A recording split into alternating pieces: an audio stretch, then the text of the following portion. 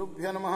శ్రీ మహాగణాధిపతయే నమః. శ్రీ సరస్వత్యే నమః. భక్తులారా, వాల్మీకి మహర్షి రచించిన శ్రీమద్ రామాయణం యథాతథంగా చెప్పుకున్నాం. ప్రతి శ్లోకం దాని అర్థం. ఇందులో భాగంగా నేటి వరకు మనం బాల, అయోధ్య, అరణ్య, కిష్కింధ, సుందరకాండలు పూర్తి చేశాం. యుద్ధకాండలో కూడా మనం 87 సర్గలు పూర్తి చేశాం. ఈ రోజున 88వ సర్గ చెప్పుకుందాం. చెప్పుకునే ముందు వాల్మీకి మహర్షిని ప్రార్థన చేసుకుందాం. కూజంతన్ రామ రామేతి మధురం మధురాక్షరం ఆరుహ్య కవితా శాఖాం వందే వాల్మీకి కోకిలం.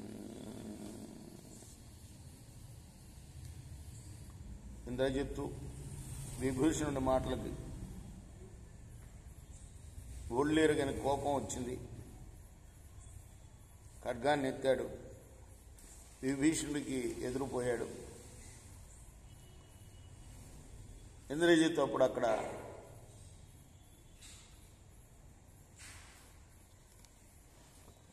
హనుమంతుడి యొక్క భుజాల మీద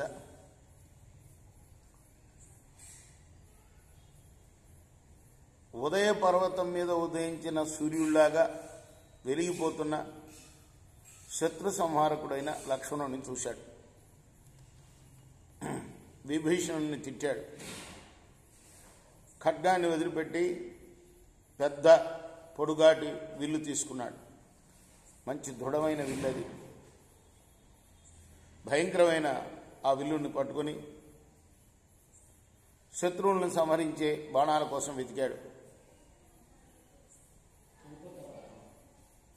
అప్పుడు లక్ష్మణుణ్ణి, విభీషణుణ్ణి, వానరుల్ని చూసి ఇంద్రజిత్తు ఇదిగో నా పరాక్రమం చూపిస్తాను అని ఆకాశం నుండి కురిసే వర్షంలాగా బాణవర్షాన్ని కురిపించాడు.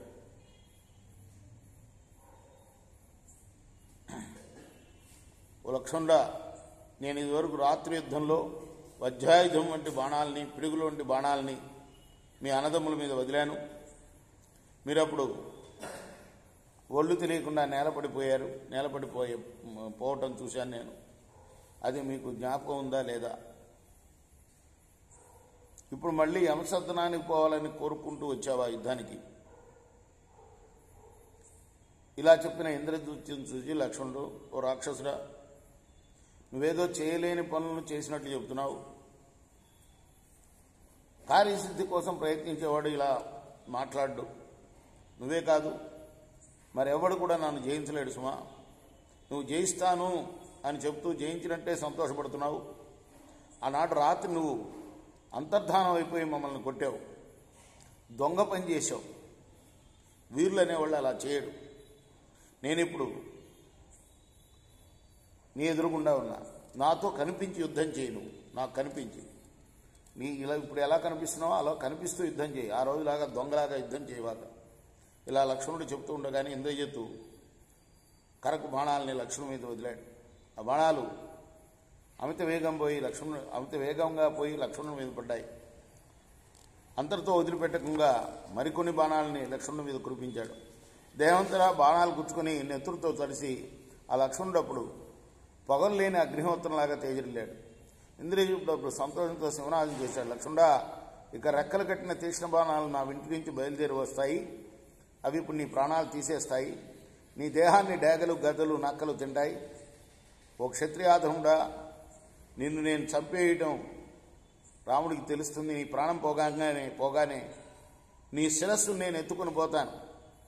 నీ చేతిలో ఉన్న విల్లు కింద పడి నీ కవచం విరిగిపోయి నేల మీద పడి ఉండే నీ మొండేర్ని నీ అన్న రాముడు వచ్చి చూస్తాడు. ఇలా చెప్తుంటే లక్ష్మణుడు, ఓ రాక్షసురా, మాటల బింకం వదిలిపెట్టు. నువ్వు క్రూరకర్ముడివే, ఆ సంగతి నాకు తెలుసు. మాటలెందుకు, పని చెయ్యి. ఊరకెందుకు నువ్వు పొగడుకుంటావు? నీ ప్రతాపం చూపించు అని చెప్తూనే మహావేగంగా పోయే తీక్షణమైన బాణాలు 5 తన వింటిలో ఎక్కించి అల్లెత్తరాటిని తన చెంప వరకు లాగి ఇంద్రజిత్తు యొక్క వక్షస్థలానికి గురిచేసి వదిలాడు. అవి ఇంద్రజిత్తు యొక్క వక్షస్థలం మీద పడి సూర్యకిరణాల్లాగా ప్రకాశించాయి. ఆ దెబ్బకు కుపితుడైపోయి ఇంద్రజిత్తు మళ్ళీ 3 బాణాలని లక్ష్మణుడి మీద వదిలాడు. అప్పుడు వాళ్ళిద్దరు కూడా పరస్పర తేజస్సుతో జయేచ్ఛతో పరమ భయంకరంగా యుద్ధం చేశారు.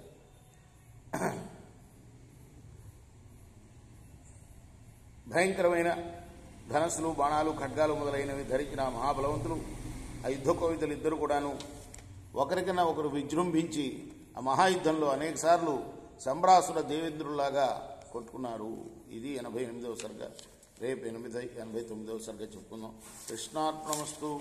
సాయి కృష్ణార్పణమస్తు.